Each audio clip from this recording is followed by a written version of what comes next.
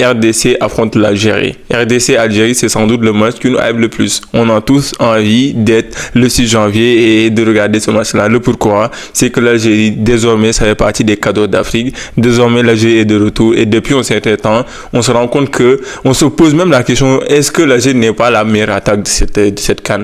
Avec, voilà, des joueurs, des jeunes joueurs, avec, je pense notamment à El Hadj Moussa. On pense aussi à Riyad Mahrez quand on parle de joueurs d'expérience, avec un milieu de terrain solide, avec une défense qui a encaissé qu'un seul but. Et quand tu vois qu'au dernier match, ils ont pu faire tourner et que malgré ça, l'Algérie a pu gagner son match tranquillement. De l'autre côté, tu as une très belle équipe de la RDC qui, depuis un certain temps, fait du mal au Sénégal. Qui, depuis un certain temps, fait du mal à sans doute le plus gros effectif d'Afrique, qui est l'équipe nationale du Sénégal. Quand tu vois que la RDC est désormais capable de rivaliser face aux grandes équipes en éliminant le Nigeria, en faisant mal au Cameroun et en les éliminant aussi, tu te dis, attention à cette équipe, la RDC peut faire quelque chose dans cette cas-là. On se pose la question de qui est le favori entre ces deux équipes. Parce que là, voilà, aujourd'hui, tu as une très belle équipe de l'Algérie qui est en pleine progression. J'ai envie de dire pleine progression parce que l'Algérie, on le savait depuis 2 CAN, ils avaient du mal. L'Algérie, voilà, on se demandait à quand le renouveau de cette très belle équipe algérienne,